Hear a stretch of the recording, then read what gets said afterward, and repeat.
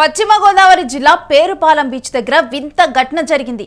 Beach సమీపంలో ఉన్న కొబ్బరి తోటలో ఒక వేప చెట్టు నుంచి పాలు కారుతోంది. ఈ ఘటన చుట్టుపక్కల వారిని ఆశ్చర్యానికి గురిచేసింది. ఇదంతా దేవుడు మహిమని దీనిని చూసేందుకు ప్రజలు భారీగా తరలి వస్తున్నారు. అక్కడ ప్రజలంతా వేప చెట్టుకు పసుపు కుంకుమలతో పూజలు చేస్తున్నారు. ఈ వింతను చూడటానికి బీచ్కు వచ్చి పర్యాటకులు సైతం తరలిస్తున్నారు.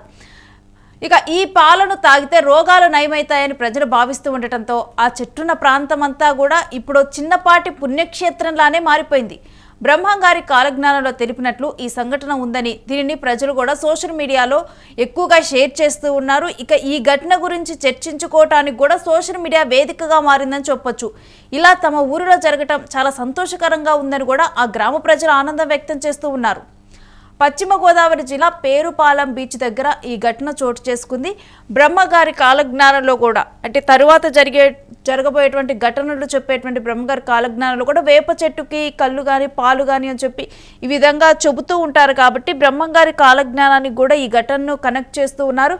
మరొక వైపు ఏంటంటే మొత్తం కూడా వేప చెట్టు నుంచి ఈ విధంగా కూడా పాలు కారుతూ ఉండటంతో కూడా అక్కడ ఉన్నటువంటి చుట్టుపక్కల వాళ్ళు కూడా ఆ గ్రామానికి వస్తూ ఉన్నారు. పేరుపాలెం గ్రామానికి వస్తూ ఉన్నారు. ముఖ్యంగా కూడా కొంతమంది ఆ చెట్టును చూడటానికే వస్తూ ఉన్నారు. మనం చూస్తున్నాం కదా, పెద్ద కొబ్బరి తోట, దాంట్లో ఉంది ఈ వేప చెట్టు. ఈ వేప చెట్టు నుంచి ఈ విధంగా కూడా పాలు కంటిన్యూస్గా కూడా పాలు కారుతూ కింద చూసారు కదా. అంటే నార్మల్గా మనం కొన్ని చెట్లకు కానీ బొప్పాయి చెట్లకు కానీ ఇలా చూస్తాము. ఎప్పుడైనా కానీ దాని పేడు లాగినప్పుడు దానికి ఉన్నటువంటి కొమ్మని ఇరగదీసినప్పుడు కొంత పాలు చుక్కలు చుక్కలుగా కారటము అలా జరుగుతుంది. కానీ ఈ వేప చెట్టు నుంచి కంటిన్యూస్గా కూడా పాలు కారటంతో కూడా అక్కడ వాళ్ళు కూడా షాక్ అయ్యారు.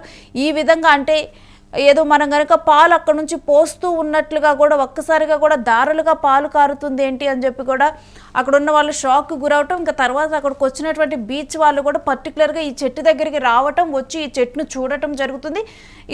ఈ ఘటనతో కూడా ఇది ఎలా మారిపోయిందంటే ఆ నోట ఈ నోట తెలిసి అక్కడ చుట్టుపక్కల వాళ్ళందరికీ కూడా ఈ విషయం తెలిసి అక్కడికి రావటం.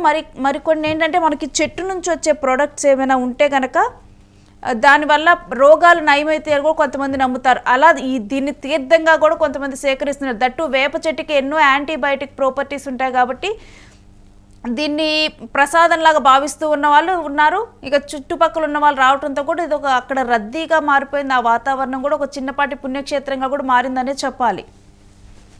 నా పేరు అశోక్ కారుమంచి. మేము పేరుపాలెం సౌత్ పంచాయతీలో ఉంటాము, మూలతూరు మండలం. మా పొలాలన్నీ వచ్చి కేపీపాలెం సౌత్లో ఉంటాయి. 4 రోజుల క్రితం మా పనుల్ని ఒటారు అంటే దింపు తిందామని కొబ్బరికాయ దింపని ఇక్కడ పంపించాము. వాళ్ళు చూసి వేప చెట్టుకి ఇట్లాగా పాలులాగానా లేకపోతే కళ్ళులాగా వస్తుందని వాళ్ళు నాకు ఇన్ఫర్మేషన్ పాస్ చేయగానే నేను వచ్చాను. చూడంగానే అప్పటి నుంచి అట్లా వాటర్ ఆ లిక్విడ్ అనేది వస్తుంది, పాలు పదార్థం లాంటిది. అయితే వాళ్ళు కూడా పట్టి టేస్ట్ చేశారంట. అప్పటి నుంచి చాలామంది తాగుతూనే ఉన్నారు. నేను కూడా ఇది నిజమా కాదా అని గూగుల్ చేశాను. యూట్యూబ్లో కూడా చాలా ఇన్ఫర్మేషన్ కూడా దొరికింది. దానివల్ల ఆరోగ్యం సమస్యలు ఏమంటే దగ్గని లేకపోతే ఇట్లా అని వాళ్ళు కూడా క్యూర్ అవుతున్నాయని చెప్పారు. దీన్ని చూడటానికి చాలామంది వస్తున్నారు. దీనికి హారతులు పడుతున్నారు, కొబ్బరికాయలు కొడుతున్నారు.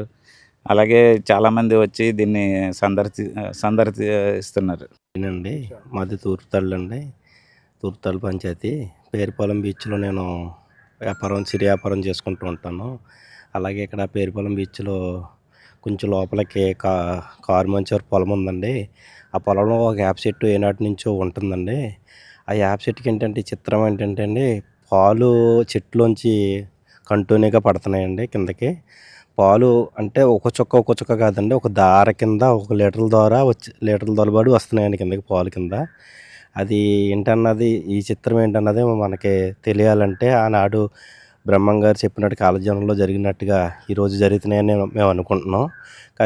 ఇది అందరూ కూడా హిందువులందరూ కూడా గమనించి దీన్ని ఒక విధానాన్ని చూడాలని మన హిందువులందరికీ కూడా కోరుకుంటూ జై శ్రీరామ్. ఇక ఈ వేప చెట్టుకు పాలు కారటంతో కూడా దీనికి కొంతమంది హారతులు ఇస్తున్నారు, పూజలు చేస్తున్నారు. మరికొంతమంది అయితే వాళ్ళకు ఉన్నటువంటి అనారోగ్యం కూడా నయమవుతుందని చెప్పి దాన్ని అయితే ప్రసాదంగా కూడా స్వీకరిస్తున్నారు. కానీ ఇలా వేప చెట్టుకు పాలు కారటం లేకపోతే ఏదైనా చెట్లకి కొన్ని చెట్లకు మాత్రమే పాలు కారేటువంటి ప్రాపర్టీ అనేది ఉంటుంది. కానీ మరికొన్ని చెట్లకు కొన్ని చెట్లకి చూస్తే కనుక అడపా కూడా ఇలానే న్యూస్లో వస్తూ ఉంటాయి. వేప చెట్టుకు కళ్ళు వచ్చిందని చెప్పి అలా కూడా ఘటనలు కూడా మనం చూస్తూ ఉంటాం. దీనికి సైంటిస్టులు కూడా కొన్ని రీజన్స్ చెప్తారు, కొన్ని ప్రత్యేకమైన కారణాలు చెప్తారు. అక్కడ ఉన్నటువంటి నేల కానీ వీటన్నిటి వల్ల కూడా కొన్ని కారణాలు ఉంటాయంటూ కూడా సైంటిస్టులు కూడా చెబుతూ ఉంటారు. ఏది ఏమైనప్పటికీ కూడా ఈ గ్రామంలో ఎప్పుడూ కూడా ఇటు చుట్టుపక్కల కూడా ఇలాంటి ఘటనని వాళ్ళు ఎప్పుడూ కూడా చూడలేదు. ఆ పొలంలో కూడా ఒక్కసారిగా కూడా వేప చెట్టుకి ఇలా పాలు రావటం ఇదంతా చూసిన తర్వాత ఒక్కసారిగా కూడా వాళ్ళు కూడా ఆసక్తికరంగా మారింది. ఆ తర్వాత బ్రహ్మంగారి కాలజ్ఞానానికి కనెక్ట్ చేసుకుంటూ కూడా ఇది ఒక సెంటిమెంట్గా కూడా ఫీల్ అవుతూ ఉన్నారు ఇప్పుడు.